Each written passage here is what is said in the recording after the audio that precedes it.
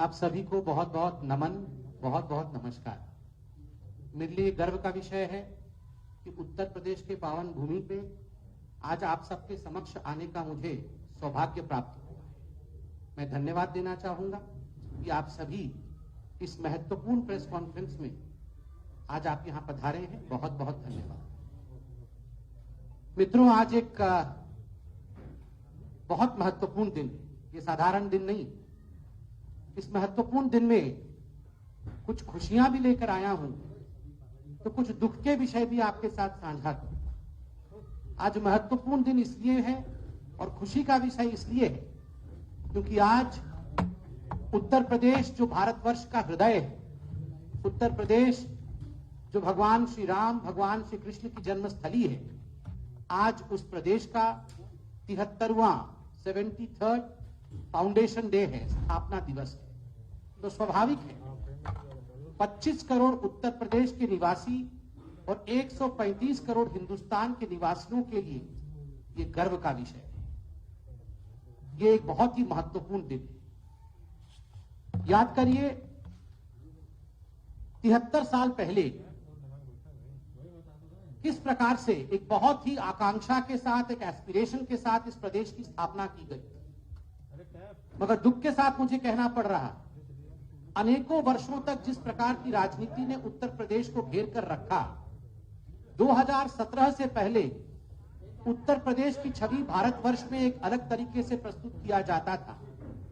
और खुशी के साथ कहना चाहूंगा 2017 के पश्चात भारत के प्रधानमंत्री नरेंद्र मोदी और नवनिर्वाचित मुख्यमंत्री योगी जी 2017 के पश्चात जिस प्रकार की राजनीति और विकास युक्त राजनीति उत्तर प्रदेश में रही, उत्तर प्रदेश आज गौरव का आभास करता है।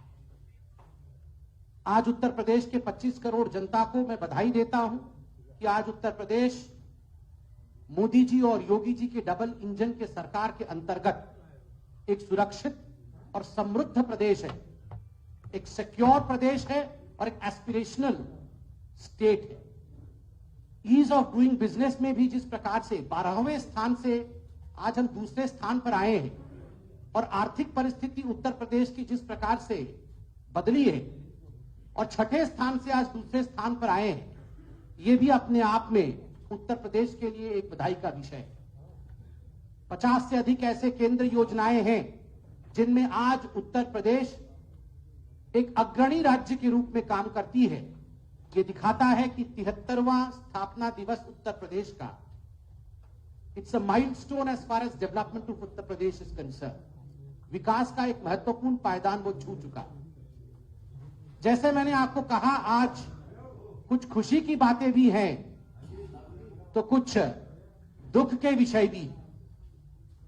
जहां पूरा उत्तर प्रदेश, जहां आदरणीय मोदी जी, जहां योगी जी आज समस्त उत्तर प्रदेश के निवासियों को, समस्त भारतवर्ष को उत्तर प्रदेश की स्थापना दिवस की बधाई दे रहे हैं, वहीं मैं दुख के साथ कहना चाहूंगा कि आज सुबह मैंने एक महत्वपूर्ण अखबार में पूर्व मुख्यमंत्री समाजवादी पार्टी के नेता अखिलेश यादव जी का इंटरव्यू पढ़ा और मुझे तकलीफ हुई इस बात से कि अखिलेश यादव जी ने इंटरव्यू में कहा है, साक्षात्कार में कहा है कि पाकिस्तान भारत का असली दुश्मन नहीं है। अखिलेश यादव जी का कहना कि वो पाकिस्तान को भारत का असली दुश्मन नहीं मानते हैं और भारतीय जनता पार्टी केवल और केवल वोटों की राजनीति के कारण पाकिस्तान को दुश्मन मानती है। दुखद, चिंताजनक और शर्मनाक। तुरंत अखिलेश जी को अपने इस बयान पर पश्चाताप करना चाहिए, क्षमा याचना करनी चाहिए। मैं आज अखिलेश जी से लखनऊ में बैठकर चंद सवाल पूछना चाहता हूं। अखिलेश जी, क्या कश्मीर के बंधु हमारे भाई नहीं? जिन कश्मीर के बंधुओं के ऊपर रोज पाकिस्तान की गोली चलती है, गोलाबारी होती है और निहत्थे लोग, निर्दोष लोग पाकिस्तान द्वारा भेजे गए आतंकवादियों द्वारा मारे जाते हैं, क्या उनका जीवन जीवन नहीं? हर समय जिस प्रकार पाकिस्तान भारत के ऊपर षड्यंत्र के अंतर्गत आतंकवादी हमले करता है, क्या भारत का दुश्मन पाकिस्तान नहीं? आपका यह कहना कि भारत का असली दुश्मन पाकिस्तान नहीं है, ये तो भारतीय जनता पार्टी पाकिस्तान को दुश्मन बना रही है। मैं तो इतना कहना चाहूंगा और बिल्कुल स्पष्ट कहूंगा, चाहे अखिलेश जी बुरा माने, जिन्ना से जो करे प्यार वो पाकिस्तान से कैसे करे इनकार। जिन्ना से जो करे प्यार वो पाकिस्तान से कैसे करे इनकार। आपने देखा है जिन्ना जिन्ना जिन्ना जिन्ना का रट लगाते हुए इस चुनाव में अखिलेश यादव उतरे थे और आज जिन्ना से एक पायदान ऊपर पाकिस्तान तक वो पहुंच गए। मीडिया के बंधु, मैं आपसे हाथ जोड़कर एक निवेदन करता हूं, क्योंकि आप लोग हमसे सवाल पूछते हैं और पूछना भी चाहिए। आप चतुर्थ स्तंभ हैं। आप कहते हैं कि जब चुनाव होता है तो भारतीय जनता पार्टी पाकिस्तान को खींचकर लाती है। हम नहीं लाते, हम नहीं लाते हैं। आज सुबह का आप देख लीजिए संदेश, योगी आदित्यनाथ जी का क्या संदेश है। स्थापना दिवस के अवसर पर योगी आदित्यनाथ जी का एक ही संदेश है और वो संदेश विकास है। किस प्रकार अर्थनीति आगे बढ़ी है उसका है। और आज स्थापना दिवस के अवसर पर एक ही संदेश अखिलेश यादव जी का है, जो अखबार की सुर्खियां बन के छपी है कि पाकिस्तान भारत का दुश्मन नहीं है। पाकिस्तान को लेकर कौन आया? पाकिस्तान को लेकर अखिलेश आया। जिन्ना को लेकर कौन आया? जिन्ना को लेकर अखिलेश आया। ये जो चुनाव हो रहा है तुष्टीकरण के पराकाष्ठा के कारण, द हाइट्स ऑफ अपीजमेंट, उसके कारण जिस प्रकार से अखिलेश यादव जिन्ना और पाकिस्तान के विषय में बात कर रहे हैं, मैं आज तमाम अखबारों में पढ़ रहा था, कहीं भी मैं समाजवादी पार्टी के उम्मीदवारों का लिस्ट नहीं देख रहा। क्या कारण है? मैं गाड़ी में आया तो वाहन चालक भाई ने मुझे बताया कि भैया यहां पर तो उम्मीदवारों की लिस्ट घोषित ना हो रही, अखिलेश भाई तो घोषित ही नहीं कर रहे। मैंने कहा क्यों? बोला सब गुंडे बदमाश है तभी ना घोषित। सब गुंडे बदमाश नाहिद हसन जैसे लोगों को अखिलेश जी ने टिकट दिया हुआ है, तभी उम्मीदवारों की सूची घोषित नहीं होती। आज जिन्ना पाकिस्तान की बात करने वाले अखिलेश जी, मैं इतना कहना चाहता हूं कि अखिलेश जी शुक्र मनाइए कि याकूब मेमन को फांसी हो गई है, वरना मैं बिल्कुल सीना ठोक के कह सकता हूं कि अखिलेश जी का बस चलता तो याकूब मेमन को भी नाहिद हसन के साथ चुनावी मैदान पे उतार। आज सुबह से जिस प्रकार पाकिस्तान पाकिस्तान पाकिस्तान का रट लगाए हुए हैं कि नहीं पाकिस्तान हमारा दुश्मन नहीं है, ये तो भारतीय जनता पार्टी पाकिस्तान को दुश्मन मानती है। आज मैं बिल्कुल कह सकता हूं शुक्र है कसाब को फांसी हो चुका है, वरना जिन्ना को तो उतारे ही थे। शारीरिक रूप से कसाब को भी स्टार प्रचारक के रूप में उत्तर प्रदेश में उतारने से झिझकते नहीं अखिलेश यादव। ये वही अखिलेश जी जिन्होंने आतंकवादियों के लिए कोर्ट तक में गुहार लगाया था, उनको छुड़वाने की सारी प्रक्रिया पूरी की थी। ये तो शुक्र है कोर्ट का उत्तर प्रदेश में कि न्याय प्रक्रिया ने उस पर रोक लगाई और आज समझ में आता है कि आखिरकार पाकिस्तान को अपना असली दुश्मन अखिलेश यादव क्यों नहीं।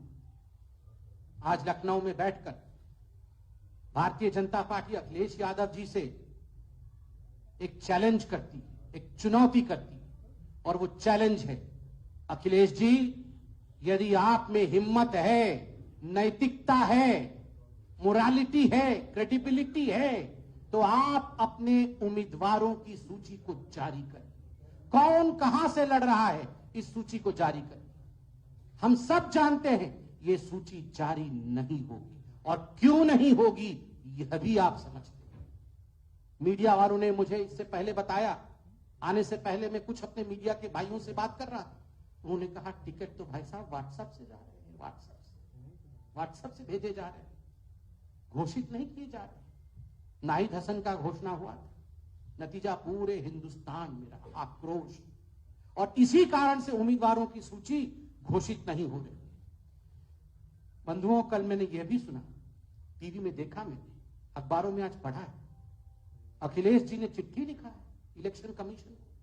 वो चाहते हैं कि हमारे जो मीडिया के बंधु बैठे वो ओपिनियन पोल ना दिखाए, ओपिनियन पोल ना करें। स्वाभाविक है, आज ओपिनियन पोल पे बरसे हैं। मैं आज लिख के दे रहा हूं, 10 मार्च को ईवीएम पे बरसे। आज ओपिनियन पोल खराब नजर आ रहे हैं, 10 मार्च को शाम तक बोलना शुरू कर देंगे ईवीएम खराब थे तभी हम हार गए। ना इनको जनता की ओपिनियन से मतलब है, ना इनको संस्थाओं के ईवीएम और कोर्ट से मतलब है, इनको केवल और केवल गुंडई से मतलब है और किसी विषय से मतलब नहीं। मैं अंत में सिर्फ इतना ही कहना चाहूंगा कि ये जो चुनाव है ये एक्सप्रेस वे का चुनाव है। This election is an election of express way and this appeal of mine is the youth of Uttar Pradesh, the educated dynamic youth of Uttar Pradesh. It is a versus election, express way of Bharatiya Janata party versus the expressway of Samajwadi Party. The expressways of Bharatiya Janata Party are Ganga Expressway, Purvanchal Expressway, Bundelkhand Expressway, Gorakhpur Link Expressway. और जहां तक Samajwadi party का सवाल है, गुंडई expressway, रंगदारी expressway, दंगई expressway और mafia expressway. चुनना आपको गंगा एक्सप्रेसवे और गुंडई एक्सप्रेसवे के बीच में, चुनना आपको है पूर्वांचल एक्सप्रेसवे और रंगदारी एक्सप्रेसवे के बीच में, चुनना आपको है बुंदेलखंड एक्सप्रेसवे और दंगाई एक्सप्रेसवे के बीच में, चुनना आपको है गोरखपुर लिंक वे और माफिया एक्सप्रेसवे के बीच में। और उत्तर प्रदेश की 25 करोड़ जनता बुद्धिमान है, ज्ञानवान है, विद्वान है, चुनेगी तो वो ज्ञान को ही, चुनेगी तो वो विकास को। बहुत बहुत धन्यवाद। कोई प्रश्न हो तो अवश्य पूछें।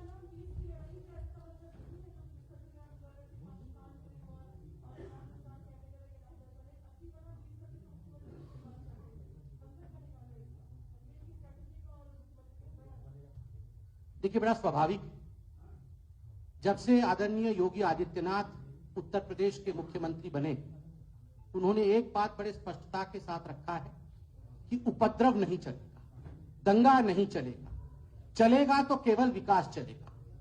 80% जनता उत्तर प्रदेश में ऐसी है जो इस बात पे विश्वास करती है, मानती है कि विकास हुआ है। मगर कुछ लोग तो ऐसे भी हैं ना, जिनको प्रश्रय समाजवादी पार्टी का और बाकी कुछ छुटपुट पार्टियां जो हैं, जो ना 3 में ना 13 में है, समझ जाइए किस पार्टी की बात कर रहा हूं, उनका प्रश्रय मिला हुआ है। वो हर क्षण ये कोशिश करते हैं, हर पल ये कोशिश करते हैं कि किस प्रकार से सौहार्द बिगड़े, किस प्रकार से अशांति फैले, किस प्रकार से यहां पर कानून की व्यवस्था बिगड़ जाए। किंतु आज मैं गर्व के साथ कह सकता हूं, योगी आदित्यनाथ जी ने उन सभी लोगों को बिना किसी भेदभाव के सबक सिखाया। लगभग 2000 करोड़ रुपए की संपत्ति इन लोगों की जब्त हुई, इन लोगों को जेल के सलाखों के पीछे भेजा गया है। कानून व्यवस्था के विषय में बात करते हैं, मैं सवाल पूछता हूं आज, मैं उत्तर प्रदेश का नहीं, मैं उड़ीसा का हूं, मगर मुझे आज उत्तर प्रदेश की व्यवस्था को देख के गर्व महसूस होता है। पहले उत्तर प्रदेश में जो लोग शासन करते थे वो आज लॉ एंड ऑर्डर की बात करते हैं। क्या ये मुख्तार अंसारी, अतीक अहमद, इनके नाम पे लॉ एंड ऑर्डर चलेगा? आज चाहे मुख्तार अंसारी हो, चाहे अतीक अहमद हो, वो वही है जहां उनको होना चाहिए। एक एक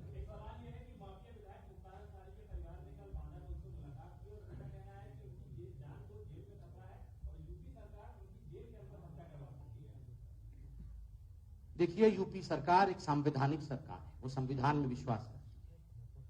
इस प्रकार के लांछन तो लगाए जाते हैं उन लोगों से जिनको पता है कि उनकी वास्तविकता क्या है। मगर ये जो डर का वातावरण है माफिया के अंदर, डॉन्स के अंदर, जो माफिया और डॉन पहले उत्तर प्रदेश को अपना बपौती मानते थे, कुछ मुझे लगता है ये डर कि अगर हम लोगों के ऊपर हमला करेंगे, आक्रमण करेंगे, ये डर ठीक है, किंतु ये लांछन ठीक नहीं। उत्तर प्रदेश की सरकार कानून व्यवस्था में विश्वास रखती है, सभी के जान का हिफाजत सबसे लेंगे।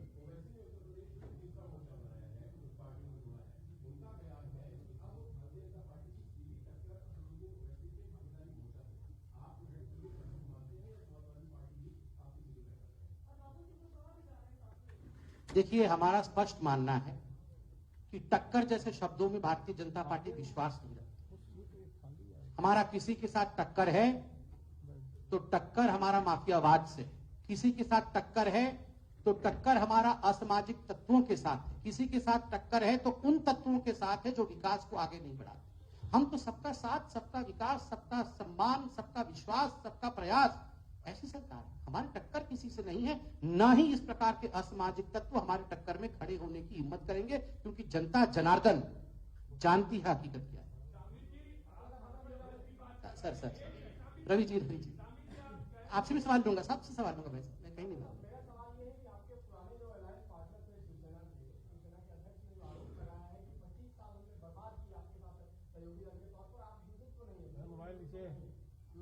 देखिए, वैसे तो ये उत्तर प्रदेश का विषय नहीं है, मगर फिर भी एक महत्वपूर्ण सवाल तो है, मैं इसका जवाब देता हूं। बड़ा दुखद विषय है, कल जब हिंदू हृदय सम्राट बाला साहेब ठाकरे जी का जयंती मना रही थी पूरा देश, हम सब ने, आज वो हमारे साथ नहीं मगर फिर भी हम सब ने उनके लिए कामना की थी, उनके लिए प्रार्थना की थी। उस समय उनके पिता, खुद के पिता के निर्णय के ऊपर इस प्रकार का संदेह उठाना, उसे प्रश्नों के घेरे में खड़े करके कहीं न कहीं उद्धव जी ने भारतीय जनता पार्टी पर हमला नहीं किया, उन्होंने हमला अपने पिता के निर्णय पर किया है। और इसका जवाब महाराष्ट्र की जनता तो देगी, किंतु उत्तर प्रदेश में भी लोग आज जानते हैं कि तुष्टीकरण की राजनीति के कारण चाहे उद्धव जी हो चाहे अखिलेश जी हो, किस प्रकार की राजनीति कर रहे हैं और उसका अंजाम क्या होगा, ये उत्तर प्रदेश की जनता भी समझती है।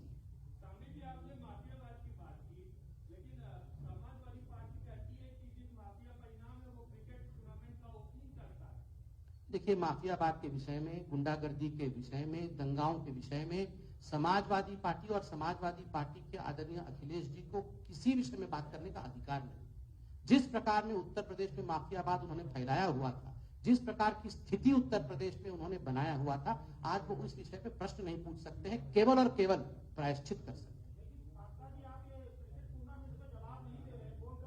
कोई गोल नहीं घुमा रहे हैं, बिल्कुल स्पष्ट बोल रहा हूं, सीधी लाइन है, हमारी सीधी लाइन विकास की है, और जो गोल गोल लाइन माफियावाद का था वो समाप्त होने वाला है। बहुत बहुत धन्यवाद।